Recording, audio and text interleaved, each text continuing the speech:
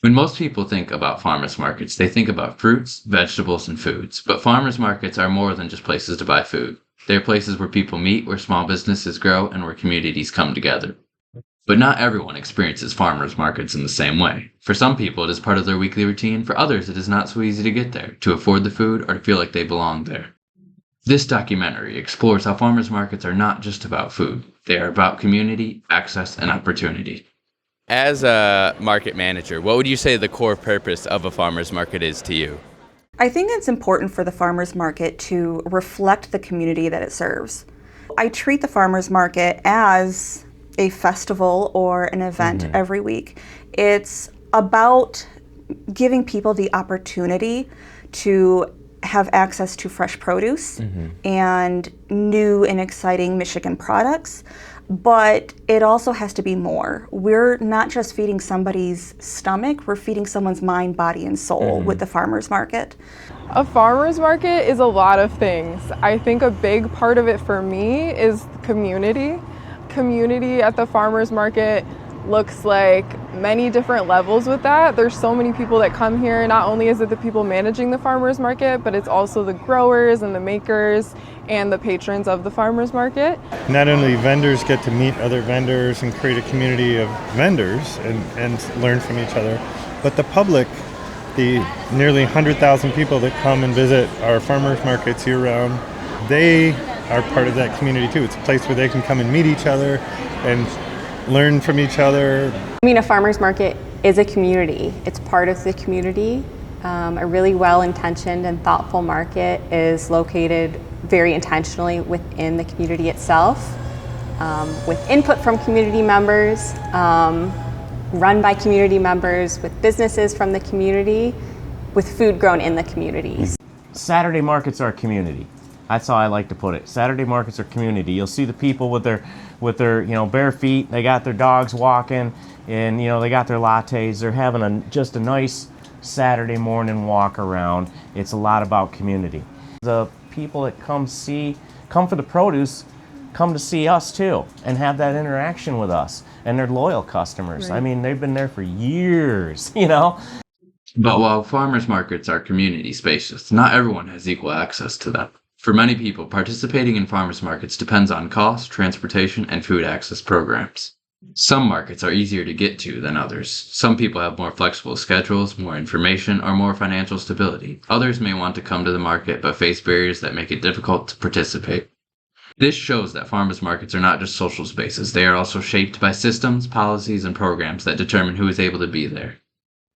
So to understand farmers markets, we have to understand access, who has it, who doesn't, and how these programs can change who gets to participate. What prevents farmers markets from accepting the EBT? Farmers markets have to apply to be a part of the EBT process. They go through the USDA. So there is a fair amount of paperwork, also buy-in from whoever is running the market. So if it's city run or private owned, some people may have reservations about wanting to sign up EBT, even though it's proved to provide a lot more income for their local communities as well as the market itself. What impact do you think allowing EBT to be used on farmers markets, fresh food and produce would have on lower income families? People who are on food assistance usually have less access to fresh fruits and veggies. A lot of people believe farmers markets tend to be a lot more expensive than typical grocery stores, but that's because you're buying directly from the farmer as opposed to somebody who can buy in bulk and get discounted rates on that. A misconception sometimes can be that farmers markets are always more expensive than the grocery store, but we also have programs here like Double Up Food Bucks, which is a program that allows people who have an EBT to swipe their card and get money matched dollar for dollar to spend on produce. Well, part of my job, I'm the farmers market direct site manager for the Double Up Food Bucks program. And what our program does is we work alongside EBT to extend those benefits specifically for fresh fruits and veggies. And then on the vendor side of things, they take those that the customers give them, and then at the end of the night, they give them to us, and we count all of them up, and then we get them a check by the next time they come to the market. So Double Up Food Bucks specifically is a program that gets you a one-to-one match on fresh or frozen, now frozen is pretty new, fruits or vegetables at participating locations. So let's say you bring your SNAP card to a market that accepts SNAP and you pull out, let's say $20.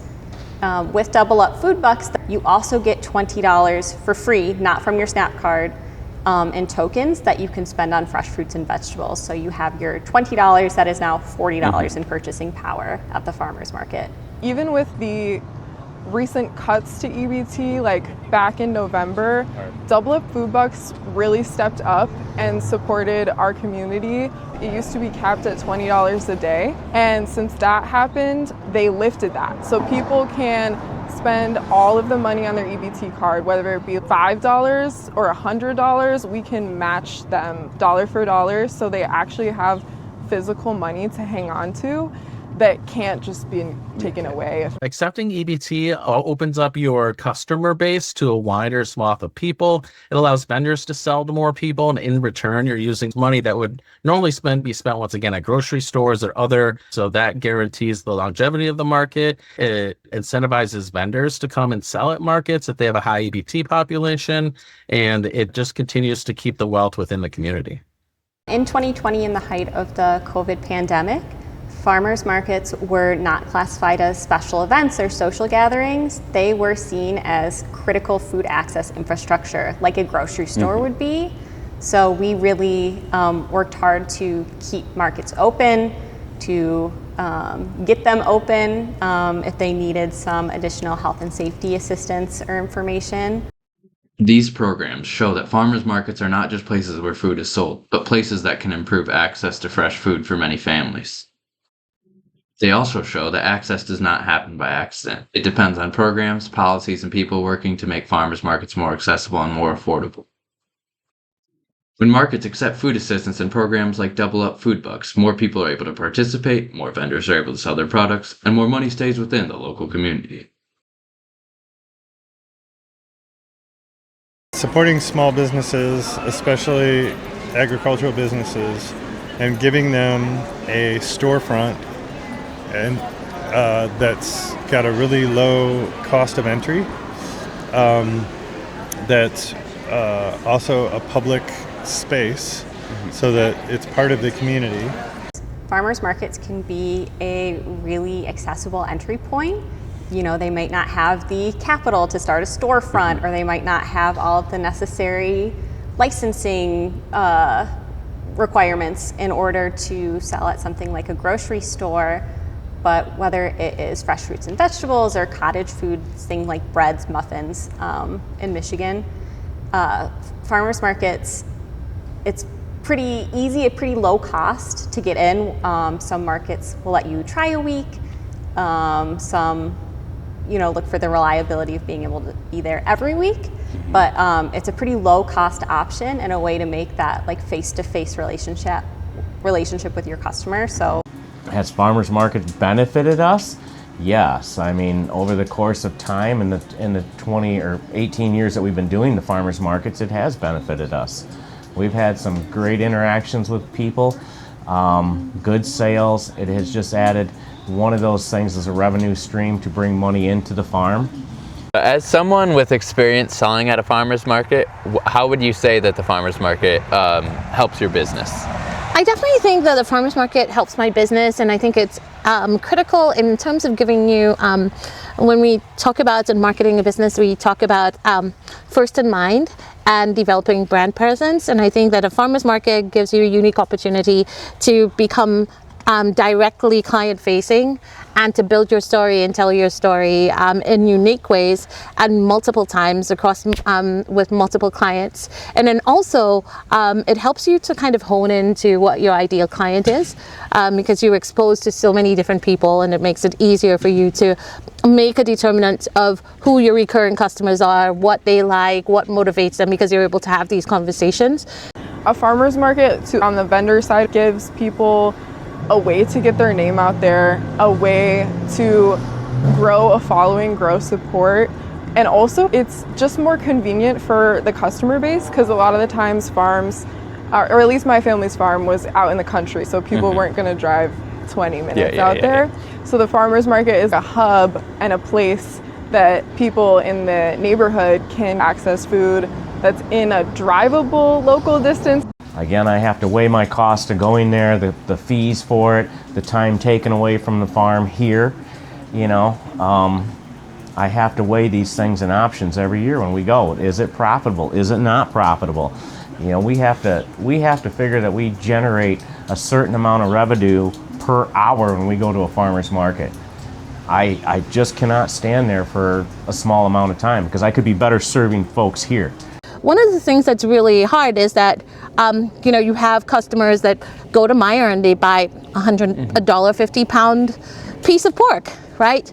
And they think that that's normal. But when you look at the fact the conversion rate, the standard farm conversion rate for a pound of pork is 3.5 pounds of feed to 1 pound of pork, and you look at the price of organic feed, or you look at the price of even conventional feed, you're like, how are they able to do that? And processing, like for me, my processing fees per pound are a little over $4. So just the processing fees, that doesn't include feeding the pig, taking care of the pig, paying for utilities, paying for labor, it's a little over $4. So my processing fees are more than 3 times the amount that you're buying. You don't really have the opportunity to become like a direct price competitor with like the factory farms that are out there.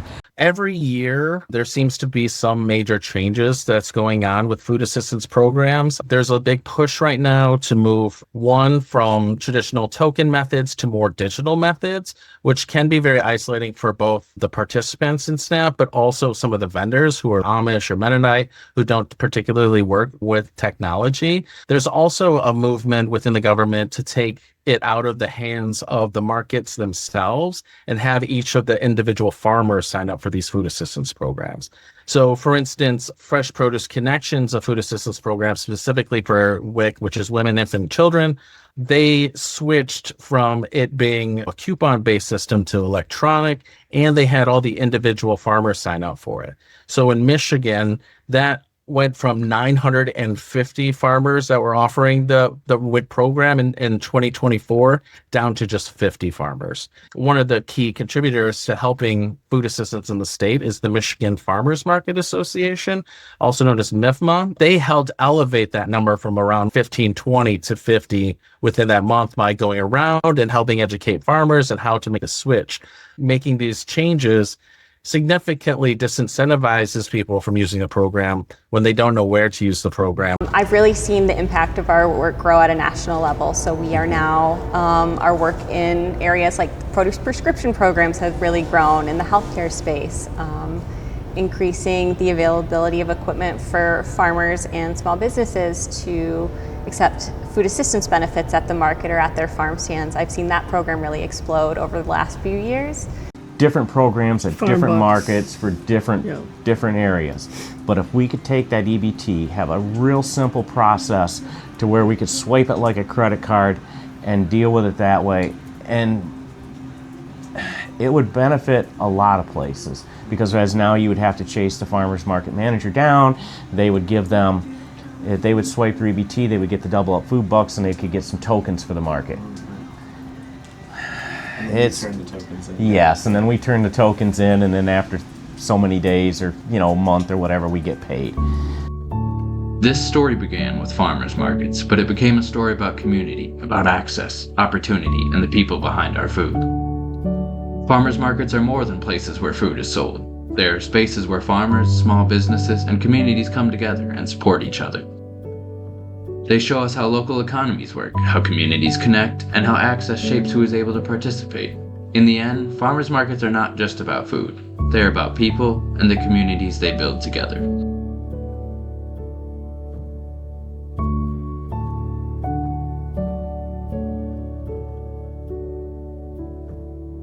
We sift the dirt from here into here. Everything is hand labor. We seed all our own seeds. We don't use any mechanization right now.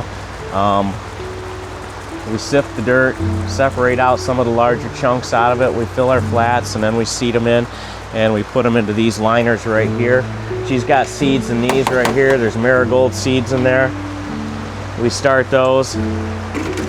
We'll put them on our heat mats. Got a furnace in here, and we keep it reasonably warm, and we just keep plugging away, and we'll be in here for the next 3 months, every day, 7 days a week. Today's the last day of freedom, because when the greenhouse starts, there's no more freedom. You're here, you gotta water, the sun comes out, you have to regulate and maintain temperatures. Yeah, this was the end of the fun for us. This is the last. No more last traveling hurrah. per se. You know, we always have to have someone come in, always be conscious of what's going on. So the farm basically is officially started today for the season.